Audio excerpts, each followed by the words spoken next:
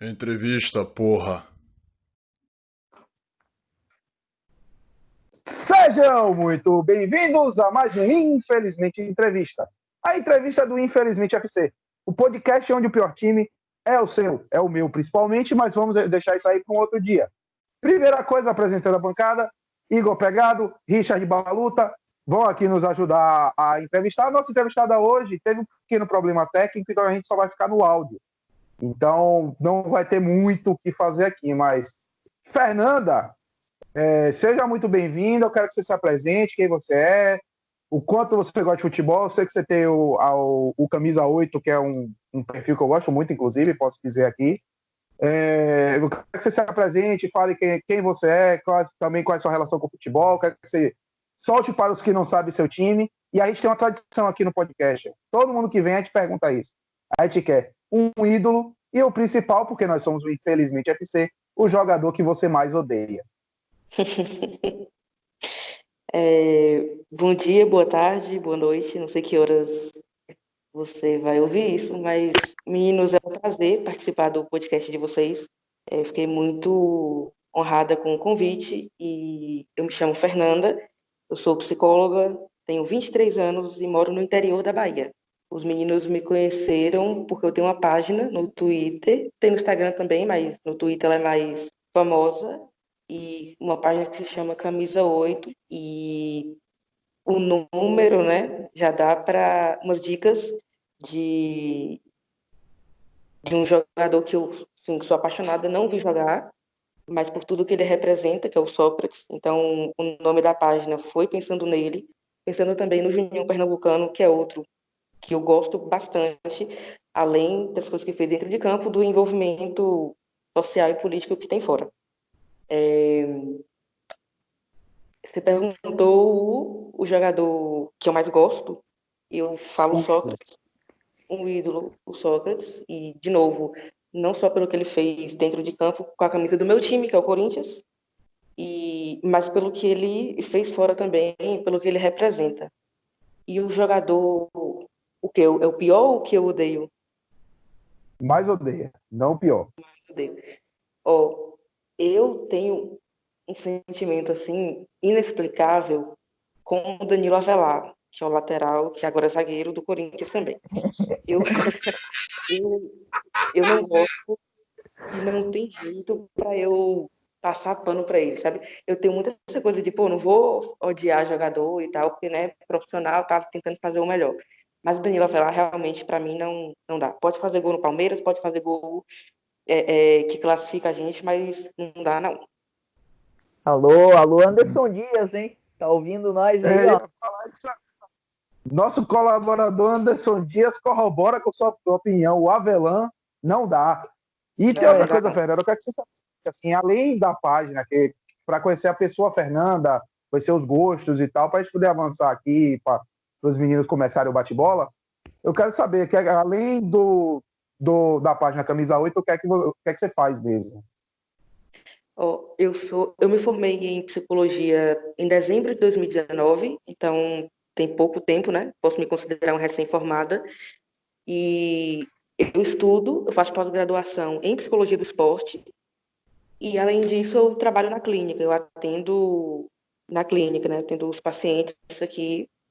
E, por enquanto, é isso. Eu trabalho no Peleja também. Não sei se vocês conhecem o Peleja, vocês, quem está ouvindo. Eu conheço, Trabalho no acompanho bastante o Pelejo. É bem legal os vídeos de vocês. Trabalho por lá, cuido das redes sociais, Instagram, Aham. Facebook e Twitter. E é isso. Assim, eu me divido entre o Peleja e entre a clínica e os estudos de psicologia do esporte também. Pô, legal. Muito bem, muito bem. Eu te entendo bem. Mas, Richard, eu quero que você comece. O que é que você quer perguntar para a nossa convidada? Então, primeiramente, boa tarde, Fernanda, né? É um prazer estar aqui contigo. Cara, o que eu quero perguntar, basicamente, é o seguinte: hoje a gente fala muito de saúde mental dos jogadores, né? Jogadores aí, a gente tem vários casos, a gente até fez, que deve até sair hoje. Hoje a gente tá gravando no dia 29 de julho, no caso, né? a gente fez um programa sobre o futebol africano e a gente cita ali o Asamoah Gyan. E o Asamoah Gyan, recentemente, ele deu uma entrevista falando que depois que ele teve todo aquele lance da Copa de 2010, ele nunca mais conseguiu desempenhar futebolisticamente como ele fazia antes. Simplesmente, se você pega o recorde da carreira do Asamoah Gyan, realmente, tipo, antes de 2010 é de um jeito, pós 2010 é do outro. Parece assim que realmente o cara largou da bola. Porque teve todo aquele lance emblemático do Gana Uruguai, né? Que ele mete aquele pênalti para fora e tudo mais. Mas contextualizando, a gente fala muito de saúde mental dos jogadores e como se lida hoje. Você acha que existe uma pressão, digamos assim, desnecessária sobre os jogadores? Assim, muitas vezes a gente vê jogador como quase um sub-humano, como ele ser um ser humano que ele não pode errar de jeito nenhum e tudo mais. Gostaria que tu comentasse como profissional, como psicóloga dessa área, pra gente, assim, você acha que existe uma pressão muito grande em cima desses jogadores e como é que isso pode afetar diretamente esses caras, assim, no desempenho deles como futebolistas, no caso? Essa é uma pergunta bem legal e o exemplo que você deu também, né, ilustra bem isso. Eu acho que tem uma pressão muito grande em cima dos jogadores. Eu tenho um pensamento de que na relação do brasileiro, eu vou falar, né, do futebol brasileiro, que é o que eu tenho mais contato com os torcedores e torço para um time brasileiro e tal, mas eu tenho um pensamento de que a gente tem uma relação muito conturbada, sabe, com o futebol. A relação do brasileiro com o futebol não é saudável, é uma relação realmente de muita pressão, de muita cobrança, como se o futebol fosse resolver os problemas da sociedade, da gente, e isso cria ainda mais uma pressão em cima dos atletas, né? Essa questão dos torcedores terem uma ligação muito forte com a vitória a qualquer custo. Isso também é complicado, porque a gente sabe que esporte é assim, né? Os jogadores, tem dia que eles vão estar bem, tem dia que eles não vão estar. Isso é comum. A gente também é assim. E, mas é isso, essa relação difícil que a gente tem cria uma pressão maior do que a necessária, maior do que a suficiente, não sei, para ele enfrentar, né? Para ele lidar com essa profissão. E isso pode ocasionar muitas questões para o jogador. Eu fiz o meu TCC sobre ansiedade e estresse, por exemplo. E é incrível como a ansiedade e o estresse, isso também é ocasionado pela pressão, né? Porque se você se sente pressionado, se você é obrigado, se o jogador é obrigado a ganhar aquele título, aquilo causa algum tipo de ansiedade, causa algum tipo de estresse. E é incrível como essas coisas elas afetam o desempenho do jogador. Então é uma coisa meio que o tiro sai pela culatra, sabe? Então tem ligações, a neurociência estuda isso, tem ligações diretas de estresse, de ansiedade com nível de tônus muscular, por exemplo, com nível de atenção, de concentração. Então essa pressão toda ela tem impactos orgânicos no atleta, não é só psicológico, né? É uma coisa psicológica que tem impacto no corpo. A gente está conectado, corpo e mente está conectado. Então não tem como ele lidar em uma instância só, sabe? Não tem como ele lidar só no corpo ou só na cabeça, ou só no psicológico. Então eu acho que os jogadores eles são muito pressionados por esse desejo, né, feroz de vitória a todo custo e isso causa impacto neles, claro. O Jean, por exemplo, você ilustrou um pouco isso, né, antes de fazer a pergunta, e pode ser tomado como um exemplo muito claro disso. E esses efeitos, que essas pressões, que essas ansiedades e que esses estresses constantes que o jogador sofre, da mídia, da torcida, da família, enfim, de todo mundo que está meio ligado com o futebol ali, pode ter complicações, né, vamos colocar assim, muito severas e por muito tempo. Então, a gente costuma naturalizar muito isso, né? O jogador é muito bem pago, ele que se vire, ele tem um jeito de lidar com isso, ou ele está acostumado com isso. Mas as coisas não são bem assim. Você falou aí, é muito importante a gente lembrar que jogador não é super-humano. Ele é um humano que exerce uma função de destaque. então, de fama que aparece para todo mundo. Mas ele continua sendo um ser humano, por mais que apareça na televisão, por mais que seja rico, por mais que tenha muitos privilégios, é um ser humano e a gente precisa cuidar também, né? O esporte, eu fico bem impressionada com isso. Óbvio que eu tenho umas teorias, umas considerações a fazer sobre isso, mas muito impressionada do como o esporte, que está tão moderno agora e tem tantos profissionais, ele negligencia o psicológico dos jogadores. E se vocês podem ver que tem todo mundo fala, o psicológico é muito importante. Treinador fala, jogador fala, todo mundo que trabalha fala. Mas tá, fazer um trabalho ali, né, concreto, um trabalho legal e constante, não quer. Não, a gente não vai investir nisso. Então é uma coisa assim, bem complicada, é muito importante, óbvio, todo mundo sabe. A parte psicológica do jogador é muito importante e a gente não, as pessoas que organizam o futebol, elas não se preocupam tanto quanto deveriam com essa questão. Muito bem. Igor, tem alguma coisa que você queira perguntar?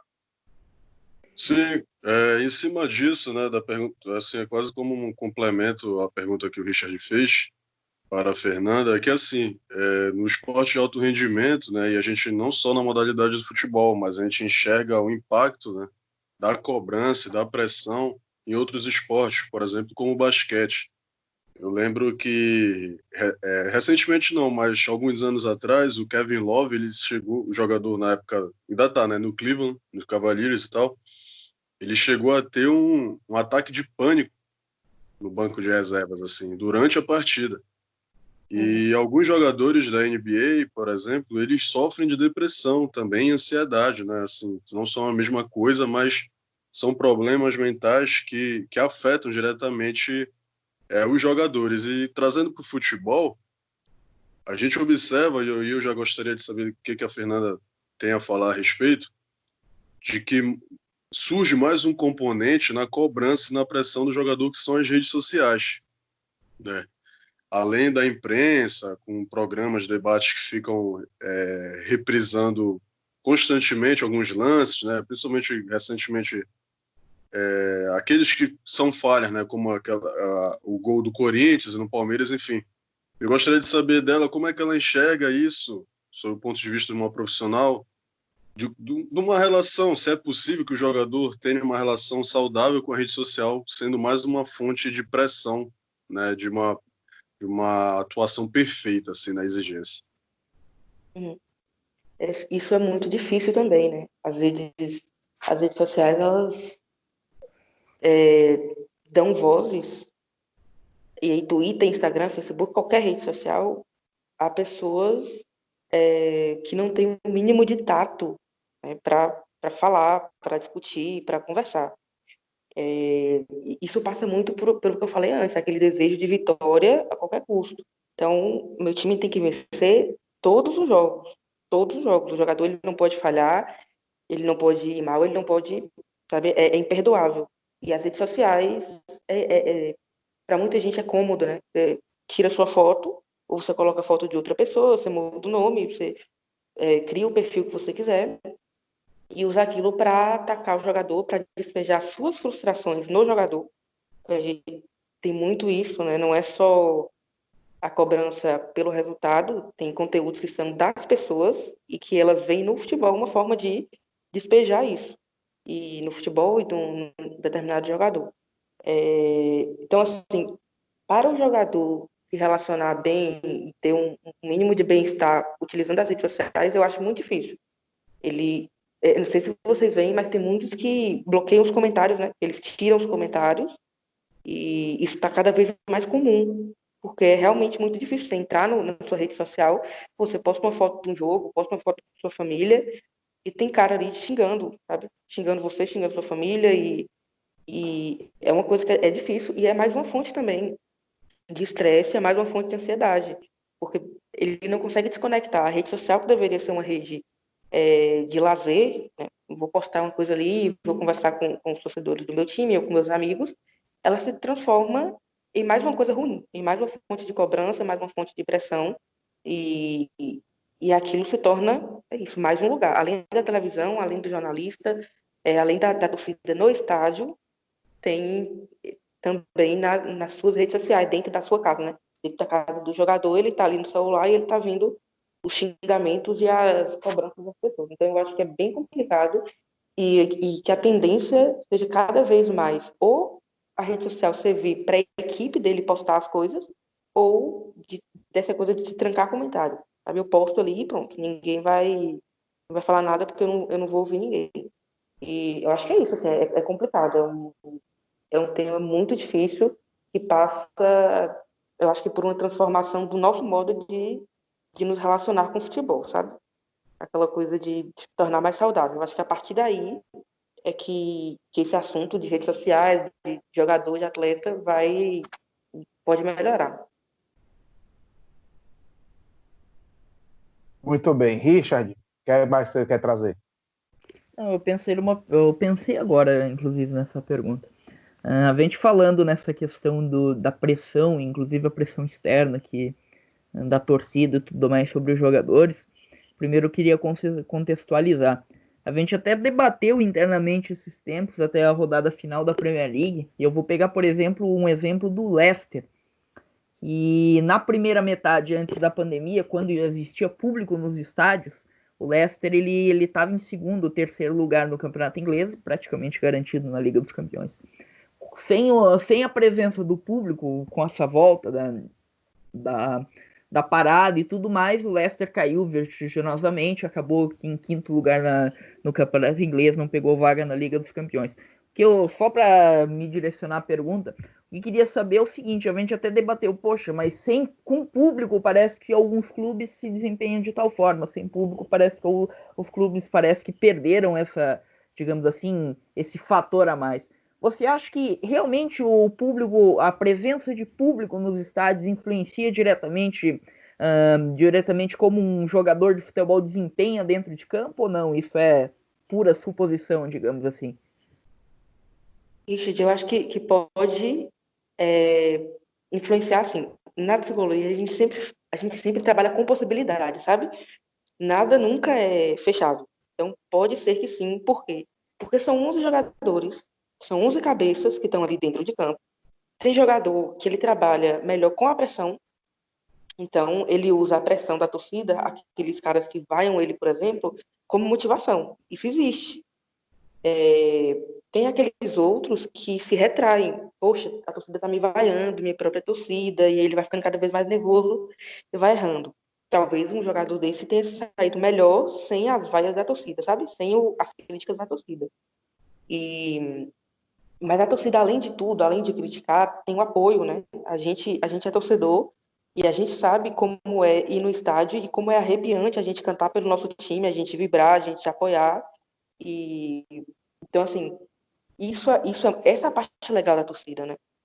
A gente não pode falar que a torcida também só vai criticar, só é ruim, que vai xingar os caras. Não, ela tem seu papel fundamental. O futebol sem torcida não existe. Para mim, não existe. E isso é preciso ser considerado também, né? Essa volta da pandemia é uma volta excepcional. Então, acho que os caras raramente eles jogaram sem torcida, eles jogaram em silêncio. E tem essa questão também do costume, né?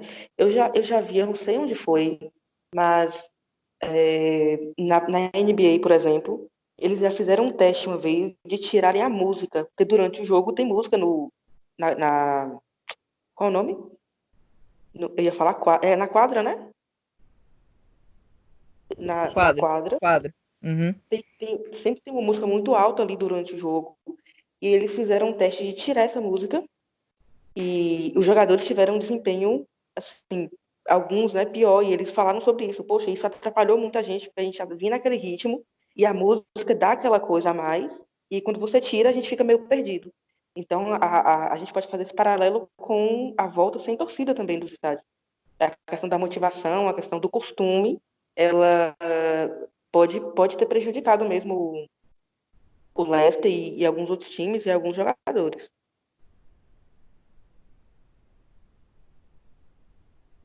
Muito bom. Eu lembro também que teve para essa parte de a torcida e tal, acho que foi o Atlanta Falcons na NFL. Foi isso mesmo. Eles botavam sons artificiais no estádio para poder dá aquela impressão de mais cheio. Porque na NFL, quanto mais a torcida da casa grita no ataque do adversário, menos eles conseguem comunicar jogadas do ataque adversário. Tanto que o quarterback do time da casa normalmente faz assim para a torcida baixar o som, e o da defesa faz assim para poder atrapalhar a comunicação. Mas eu vou passar para Igor para poder fazer mais uma pergunta, e depois eu tenho uma aqui que eu acho que vai ser uma boa. Bom, tá certo. Assim, eu gostaria que a Fernanda apresentasse, né, uma espécie de apresentação geral, assim, de como é que ocorre essa pesquisa na pós-graduação dela, porque, afinal de contas, não são informações que a gente se depara diariamente, e, assim, muito é desconhecido, né, para aquele acompanhante, aquele fã, torcedor do futebol. Então, para esse que possivelmente irá nos ouvir, eu gostaria que ela fizesse uma espécie de introdução, né, de mostrar onde é que atua, qual é o papel, o objetivo, esse tipo de coisa, da psicologia no esporte. Sim. Essa é uma boa pergunta, porque a psicologia também é uma área meio que desconhecida para o público geral, né? Todo mundo fala, tinha que ter psicólogo, tá, mas ele vai fazer o quê? Né? No time, é com o jogador, é o quê? Então, assim, a psicologia do esporte, ela tem várias áreas de atuação, e aí tem no esporte de alto rendimento, tem no esporte amador, tem na atividade física, tem em academia, tem com criança, tem, assim, é uma variedade enorme. Falando aqui do esporte de alto rendimento, né, que eu acho que é o que a gente está focando mais, e é o que vocês falam também no podcast, a gente entende e estuda algumas coisas como motivação, ansiedade, todo esse tipo de coisa, sabe? De grupo, trabalho de grupo, a gente estuda isso e estuda isso aplicado ao esporte. Então, como é que a gente pode potencializar aquele jogador, aquele atleta, aquele time, aquele grupo, para ter um bom rendimento, mas não é só isso. A gente se preocupa muito com o bem-estar do jogador. Não é um treinamento para que ele vá bem, sabe, no jogo. É uma coisa do bem-estar. Então, a gente não faz a terapia convencional, que entra numa sala por semana. A gente pode trabalhar e o legal é isso também, de trabalhar em grupo, sabe? Porque você não pode fazer terapia dentro de uma instituição. A terapia clínica, por exemplo, ela não pode fazer dentro de uma instituição. Então a gente tá percebendo que um jogador ali tem uma questão muito forte de ansiedade, ou tá dando alguns sintomas de depressão ou de um estresse. A gente pode indicar ele para um profissional na clínica, para ele trabalhar isso, e a gente pode ir trabalhando isso dentro da instituição. Em grupo ou pequenos grupos, né? O grupo todos os jogadores ou de pequenos, formar pequenos grupos, e a gente vai trabalhando nisso, né? E tentando trabalhar essas coisas que eles precisam, como o psicólogo também trabalha, por exemplo, com tempo de reação. A gente pode elaborar atividades para isso, para que ajude eles nisso, mas sempre com esse outro lado do bem-estar do jogador. Eu fiz um estágio no time da minha cidade e a gente fez com o sub-20, com a equipe sub-20, e então vou explicar um pouquinho na prática, porque foi a experiência que eu tive. A gente chegou, conversou com eles, explicou, né, o que queria fazer, e aplicou uns questionáriozinhos também para a gente entender meio que o clima organizacional ali, o clima do grupo. Eles responderam, a partir disso a gente foi desenvolvendo algumas atividades. Nos questionários, por exemplo, apareceram muitas coisas de ação grupal. Estava um pouco deficiente, vamos dizer assim. Eles não tinham essa conexão, esse costume de conversar um com o outro. E isso, óbvio, é muito importante para o time de futebol, né? Que é um esporte coletivo. Então, a gente desenvolveu atividades para isso, para melhorar um pouco disso. E aí, sim, era coisa no campo, mas era coisa também. A gente foi para uma quadra e a gente construiu com eles um campinho e cada um botava uma coisa ali do que acha que o time precisava, do que acha que podia melhorar no time. E a gente forneceu para eles um espaço de discussão. Então, era uma mediação, sabe? Tá, fala você, e agora você fala, e o treinador fala, e aí a gente ia organizando isso daquele jeito. tinha uma coisa muito legal que era dois irmãos que jogavam no mesmo time e que depois de uns 3 ou 4 encontros, um outro menino falou assim, porque eles não conversam. E isso é muito ruim porque a gente fica meio assim, pisando em ovos, sabe? Eu falo com esse, eu falo com aquele, e isso cria um clima estranho. Isso foi muito legal porque, primeiro, ele se sentiu à vontade para falar isso no grupo, e, tipo, a relação deles atrapalha a gente de alguma forma aqui. E eles também se abriram para conversar, sabe? Naquele espaço com pessoas estranhas, que era a gente da psicologia, a gente conversou sobre isso. E isso ajudou o time. Então, o técnico falou: poxa, eu nunca imaginei que eles pensavam isso. Eu nunca imaginei que eles sentiam assim. Então, a psicologia tem meio esse papel, sabe?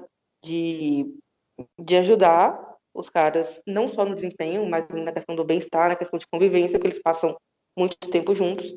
E a gente pode trabalhar coisas específicas também, como eu disse aí, motivação, atenção. Então, a gente tem atividade específica para isso. No time, cada caso é um caso, né? Então, a gente vai, fazer essa análise do ambiente, observar como é que funciona, desenvolver atividades para fazer com esses jogadores, como eu disse, ou em grupos completos ou em grupos menores. Não sei se deu para entender, se respondeu sua pergunta.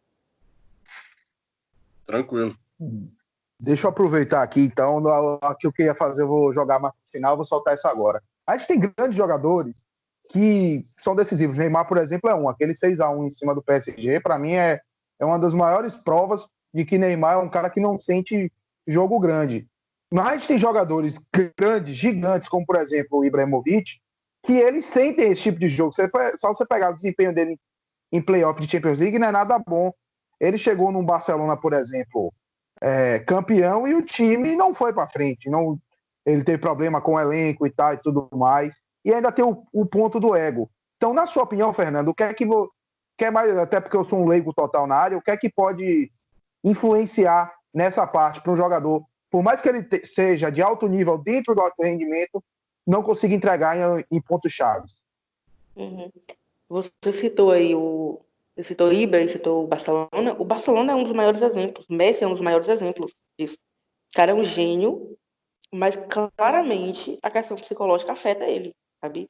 Naquele jogo contra o Liverpool, não sei se vocês lembram, mas depois do segundo gol, o time do Barcelona assim, acabou, morreu. Né? Dava para ver na expressão deles. Do Piqué, que tem 30 e poucos anos, já é experiente, Jordi Alba, Messi, Rakitic, sabe? Os caras muito pesados, assim, mas que claramente abaixaram a cabeça e sentiram. Eu costumo falar que ali, no segundo gol, eu já percebi que ele não ia dar para o Barcelona. Que eles não iam mais, sabe? Não iam conseguir. E são muitos fatores aí, a questão do time, né? Você citou o Ibra no Barcelona. O Barcelona já era um time super campeão, e aí você chega no time para jogar ali, e assim, eu não sei como é que é a cabeça dele, né? Poxa, eu tenho que atender as expectativas, eu tenho que jogar muito, eu tenho que ganhar, e essa coisa de ter que, é uma pressão interna, além da pressão externa, é uma pressão interna que pode prejudicar muito também. Jogadores muito grandes são muito experientes e a gente imagina que eles saibam lidar com isso, mas às vezes não sabe. Quando as coisas estão indo bem, quando as coisas estão indo como planejado, tudo fica mais fácil, né? Então, assim, o cara joga melhor, o time joga melhor, os títulos chegam, mas quando tem alguma coisa ali que não sai como planejado, é difícil, porque é uma pressão 10 vezes mais. Se tem uma pressão no Piquet, por exemplo, para ele jogar bem, para ele ser campeão, você imagina no Messi, que assim, ele tem que resolver, ele tem que fazer gol, ele tem que e às vezes é isso, sabe, não tá no dia bem, às vezes acontece coisa na família, a gente nunca vai saber. Acontece coisa com os amigos, acontece do cara sei lá, ter tido um sonho ruim e tá com aquilo na cabeça, sabe? Então, são N fatores que a gente precisa considerar e que devia, ter um trabalho melhor também, né? Eu falo, cara, o Barcelona é um time gigantesco, e não tem um trabalho psicológico tão firme com o time principal, que nas categorias de base tem, como deveria ter. É muito aquela ideia também, Thiago, de eles são grandes, eles resolvem, sabe? Eles sabem como lidar com isso. mas às vezes não sabem. E às vezes eles não vão falar disso. Poxa, a gente precisa de um psicólogo aqui, eu preciso de um psicólogo porque eu não estou sabendo lidar. Tem muita questão do preconceito ainda, das pessoas que trabalham com futebol, de jogador, e de falar, não, eles vão me achar fraco, esse tipo de coisa. E é isso, tem N fatores, e eu não sei se eu consigo precisar para você o que que pode, né? Eu consigo pensar na pressão, consigo pensar na ansiedade, consigo pensar no estresse que a situação envolve, mas eu não consigo precisar para você o porquê disso. Porque são muitos fatores que podem interferir nisso. Rapaz, é tanto fator que eu me senti, na verdade, fazendo um projeto de engenharia. Eu acho que Richard se sentiu igual a mim, viu? Mas, assim, primeira coisa sobre o Barcelona. Deixa eu aproveitar rapidinho. Pode falar, depois eu falo. Não, não pode falar, termina. Vamos lá. Sobre o Barcelona, primeiro, que pena. Fico triste com a notícia dessas. Segundo, eu quero aproveitar, você falou aí, o Barcelona no time profissional tem alguns problemas com psicológicos, fala claramente do psicológico do profissional, mas nem tanto com a base. Aí eu quero aproveitar para perguntar, quais são assim, algumas diferenças do trabalho com o jogador profissional e com o jogador de base, na parte de psicologia? Primeiro, que a diferença ela existe porque não existe trabalho psicológico no jogador profissional. Assim, são raros os times que oferecem. Se não me engano, o Fortaleza e o Ceará tinham psicólogas no time profissional, mas na categoria de base é obrigatório. Depois da Lei Pelé, ficou instituído que com o jogador menor de idade é preciso ter psicólogo na equipe. E aí pode ser categoria de base 10, 12, 14, 16, sub-17.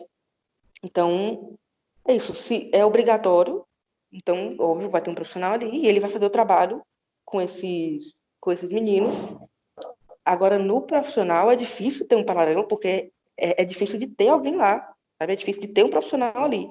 Mas as ações, elas não precisam ser completamente diferentes. Óbvio que a gente sabe que tem uns níveis de cobrança, né? Um menino que joga na base é diferente de um cara que joga no profissional. Mas também tem as especificidades desses meninos que jogam na base, que é eu preciso agarrar essa chance, eu preciso ir muito bem para ir para o time titular, eu preciso ir muito bem para avançar no time, para eles renovarem meu contrato. Então, são ansiedades, são questões diferentes. E que, como eu disse, é cada caso.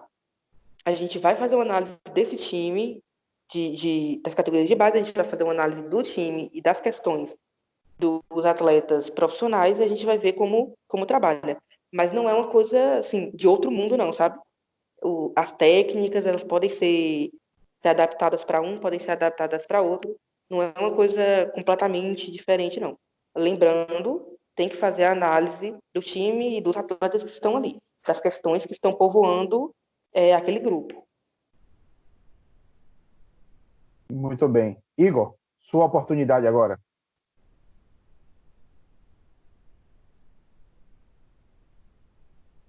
Bom, deu para ver que ainda é algo que está engatinhando no futebol brasileiro, né? Essa questão do trabalho psicológico, né? A gente tem a nutricionista, né? Que nem todos também clubes oferecem, né? Essa estrutura,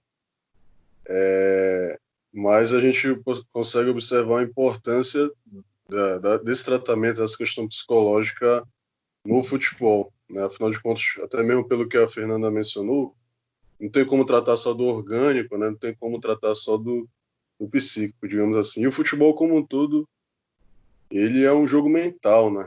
Ele exige muito do jogador naquele embate um contra um em diversas situações que ele se encontra no campo. E o que eu gostaria de perguntar para a Fernanda é justamente em relação a isso.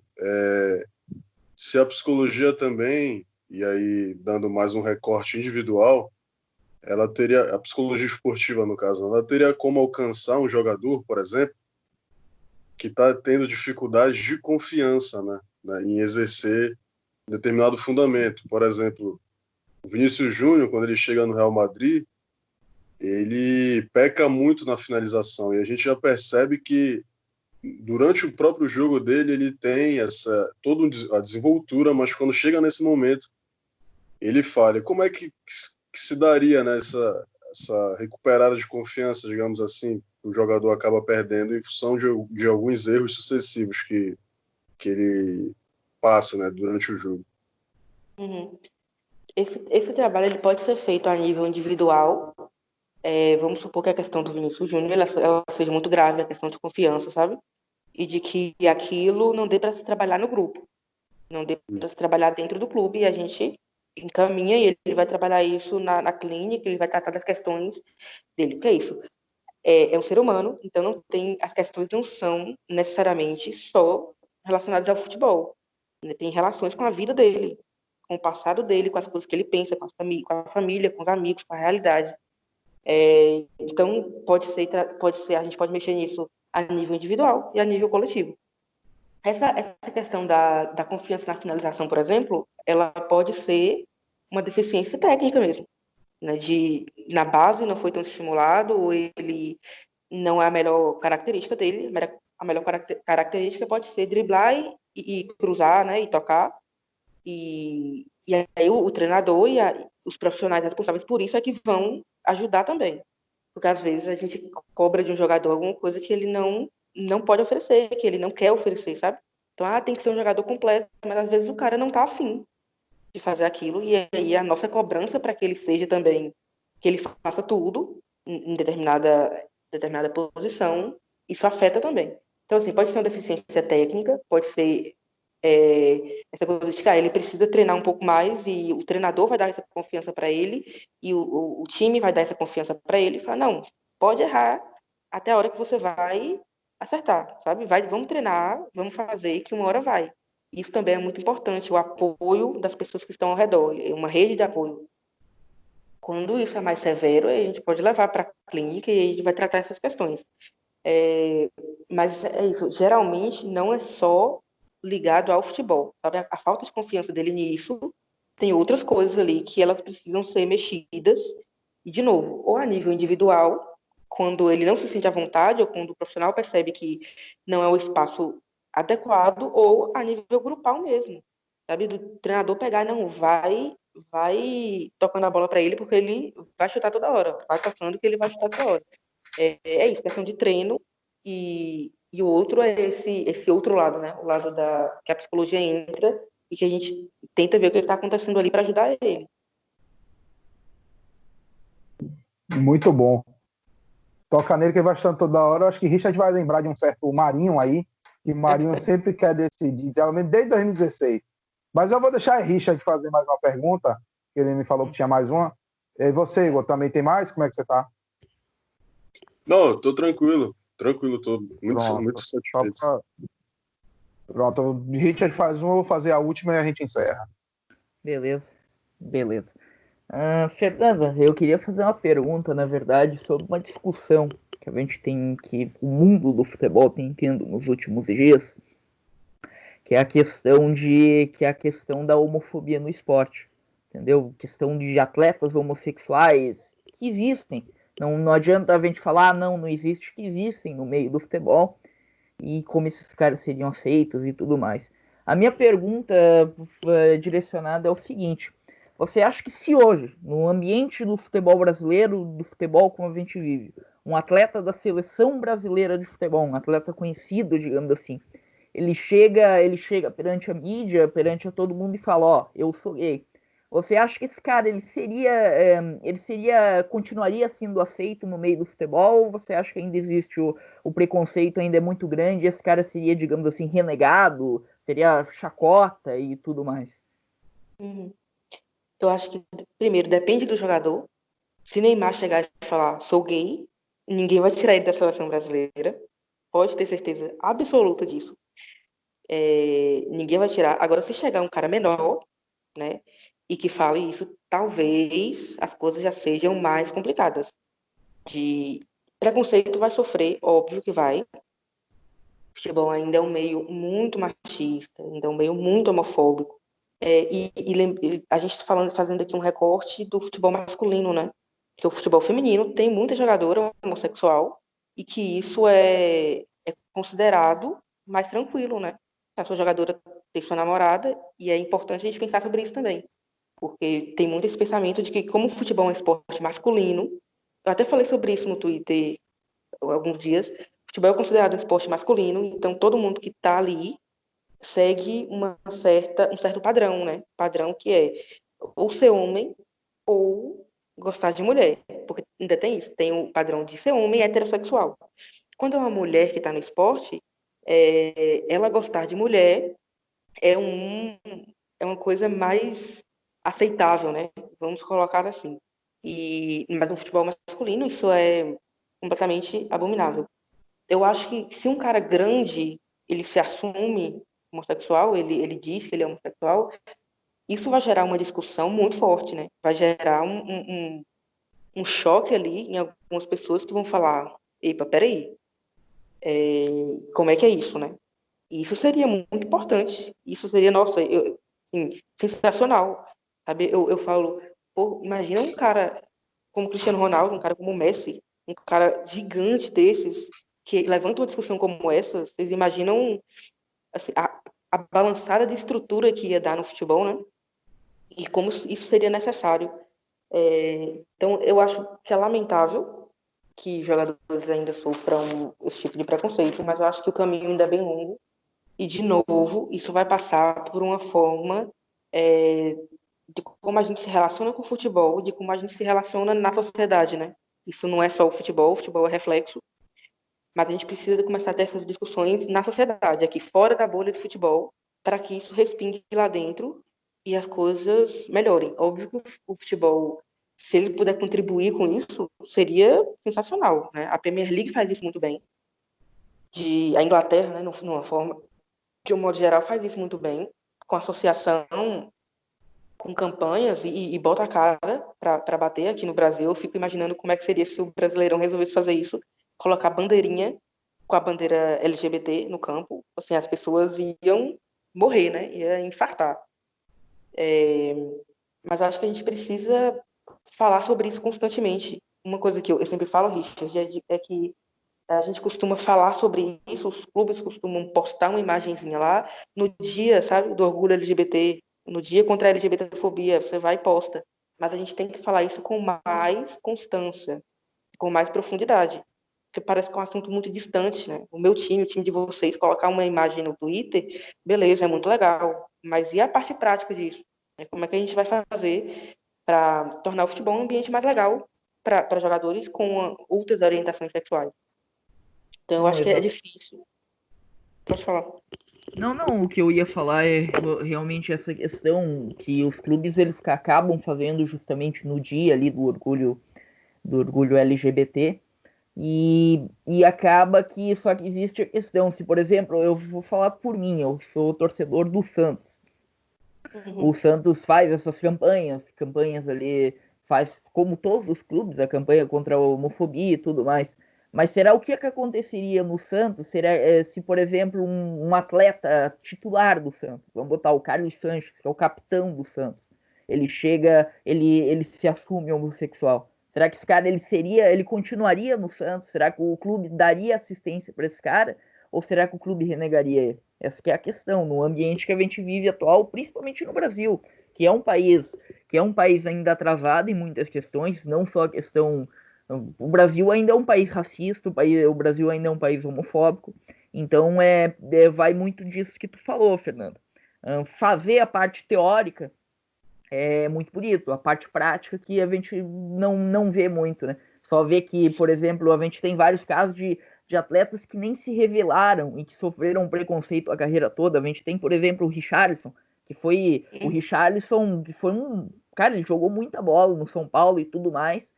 E o São Paulo, recentemente, acho que há uns 2 anos atrás, o São Paulo promoveu um evento, botou acho que os 50 maiores nomes da história do São Paulo, alguma coisa assim, e o Richarlison não estava lá. Eu acho que era o 99, viu, Richard? Vou até olhar aqui. E deu E muita tinha polêmica porque jogadores como Fabão. Isso, tinha muitos jogadores assim periféricos e o Richarlison, que foi tricampeão brasileiro, campeão da Libertadores e Mundial pelo São Paulo, não tava. Então, E o Richarlison sofreu isso ainda quando jogava, né? exato. Eu confesso que quando ele estava tipo, no auge, eu estava começando a acompanhar futebol, mas eu já li coisas sobre a torcida do São Paulo vaiando ele. em alguns Sim, jogos, sabe? Por atos, porque ele nunca falou nada, ele nunca assumiu nada, mas as pessoas acreditam nisso e pronto. Justamente porque ele foge de um padrão, né? O padrão do jogador machão, por exemplo. E tudo que foge desse padrão é meio que rechaçado. E foi muito importante você falar isso, porque é isso, o que que aconteceria? E eu fico pensando, Richard, num jogador menor, sabe? O Carlos Sanches, talvez ele ainda fosse aceito, mas você pode falar um jogador menor aí do Santos, sabe? Um menino que está começando, por exemplo, sim, que subiu agora para profissional, como é que seria a carreira dele, né? Será que o Santos aceitaria? Será que outro time aceitaria? Eu tendo a acreditar que não. E acredito nisso com muita tristeza, sabe? Porque é uma sim. coisa, assim, surreal que um cara não possa jogar futebol porque ele namora com outro homem. Isso para mim é uma coisa ridícula.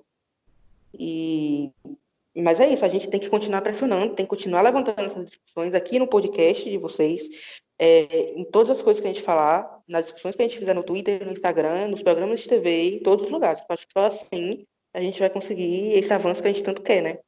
Precisa também. Com certeza.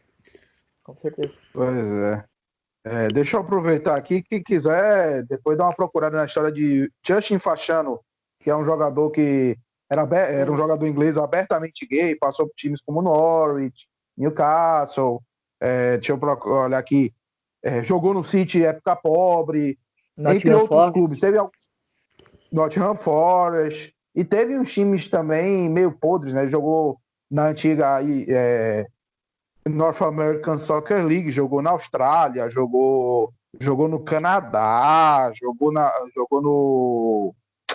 jogou na Escócia, no Hearts, que é um dos times de Edimburgo. Então você vê que é uma carreira meio assim, meio perdida. Podia não ser um dos maiores craques, mas com certeza ele tinha mais bola do que a carreira que ele teve. E assim, para fechar, eu vou puxar aqui para o futebol feminino. A gente tem casos de times que apoiam o futebol feminino e tem casos de times que, tipo, pô, vou dar logo o exemplo do Vitória, que Paulo Carneiro chegou, meu clube é de futebol masculino, desmontou o time do feminino depois do brasileiro ano passado e botou o sub-16 para jogar. E assim, aí eu te pergunto, como é que um atleta que represente esse time, pô, na sua opinião, como mulher e como psicóloga, como é que você pode fazer um trabalho para a atleta não se sentir escorraçada, basicamente, pela instituição? Isso é complicado, Thiago, porque para a gente fazer um trabalho com elas, a gente precisa estar lá dentro. E se Paulo Carneiro, se o Vitória, ele não tá nem aí para o time masculino, que é o carro-chefe, vamos dizer assim, obviamente ele não vai, pô, vou gastar aqui um dinheiro com psicólogo para cuidar do time feminino, né? Ele não vai fazer isso. Então como é que a gente acessa essas jogadoras? Entendeu? Como é que a gente faz um trabalho com elas?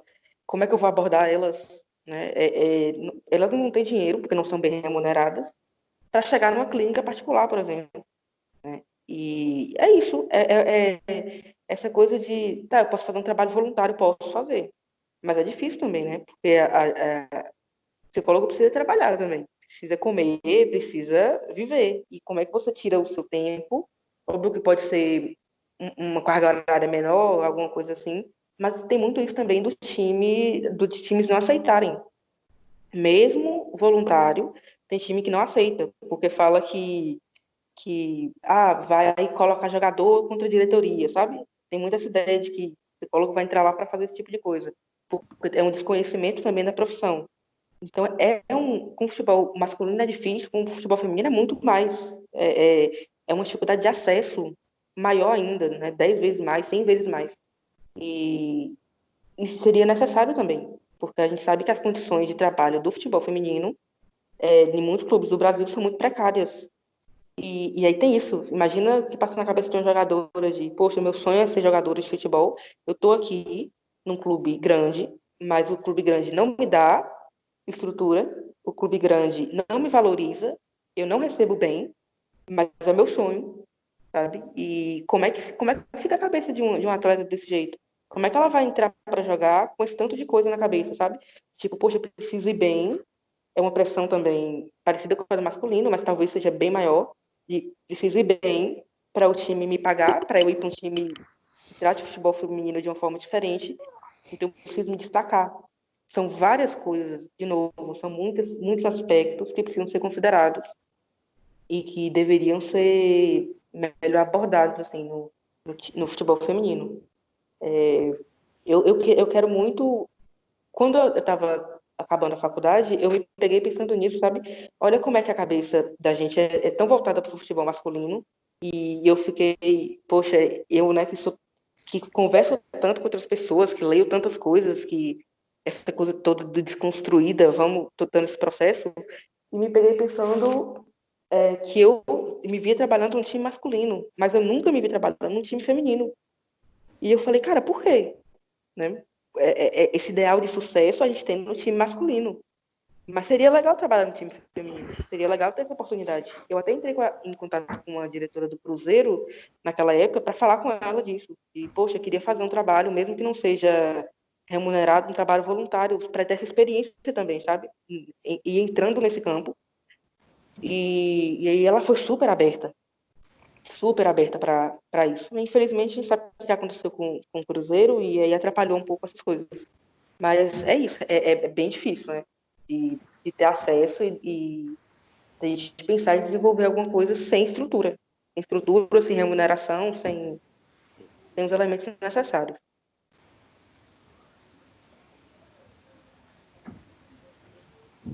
Muito bem. Então, eu acho que a gente já está ocupando o tempo demais de Fernanda, né?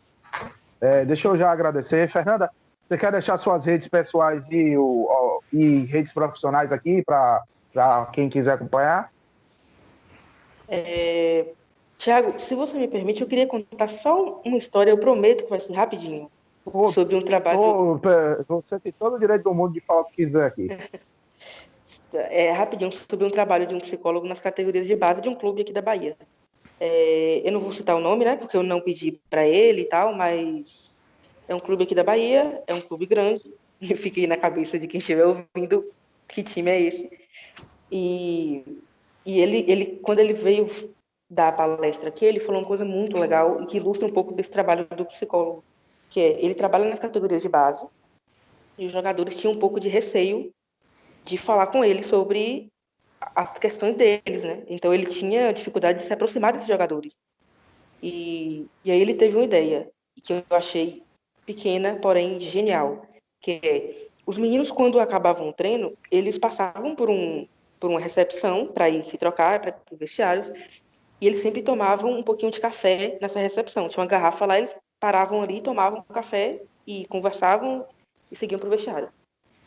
E aí ele tirou essa garrafa de café e ele botou na sala dele. Então os meninos tinham que ir na sala dele para tomar o café. Quando os meninos chegavam lá, ele começava a puxar conversa. Oi, e aí, como é que tá? E não sei o quê. E os meninos foram conhecendo ele, começaram a se abrir e que eles criaram uma relação a partir disso, sabe? Uma relação de confiança tamanha que os meninos pedem, por exemplo, para ele ir nas viagens. Não, leva fulano com a gente, porque ele dá um suporte, um apoio e tal. E aí ele se aproxima desses meninos e ele trabalha várias questões. Ele fala de racismo, ele fala de homofobia, ele fala de gestão de carreira, sabe? E olha como é que isso é importante, né? Olha como uma coisa simples fez com que ele se aproximasse e criasse um espaço com esses meninos que não existia para discutir esse tipo de coisa, né? Ele contou uma história muito triste tinha um menino que gostava muito de fazer poesia e que esse menino era zoado pelos outros, porque ele era muito sensível. E o menino desistiu. Ele falou, pô, isso aqui não dá pra mim, não. Sabe? E ele ainda tentou conversar com o menino, fazer um trabalho para ver se ficava, mas o menino falou, não dá pra mim, esse espaço não dá pra mim, eu quero ser poeta e eu vou trabalhar com outra coisa. E o menino saiu. Então, assim, essa história é só para ilustrar, uma história real, tá? Não tô inventando, não, é real mesmo. Para ilustrar isso, como o psicólogo pode ser importante para um grupo, para um ambiente e para os jogadores terem um espaço para falarem o que eles não conseguem falar com os chefes dele, que são diretores, presidentes, técnicos ou até mesmo com os colegas. Eu só queria ilustrar isso e agradecer muito pelo convite mais uma vez, dizer que eu amei participar do podcast, que eu me coloco sempre à disposição para o que vocês precisarem. E quem quiser me seguir, @camisa_8 no Twitter e no Instagram. E no Twitter, a minha rede pessoal é @felimapsi, PSI. E no Instagram é @felimaps. Então, acho que é isso. Muito bem. Então, sigam a convidada, especialmente Camisa 8, eu aconselho, muito bom. Sigam o Igor Pegado, sigam o Richard Baluta, pode procurar por mim também, quem quiser me seguir, eu só falo maluquice e do Vitória, mas estamos aí. Sigam o Infelizmente FC, lembre que é o seu podcast, quem tiver sugestão de tema, sugestão de entrevista, pode dar. E lembre-se sempre, Infelizmente FC, o pior time é o seu.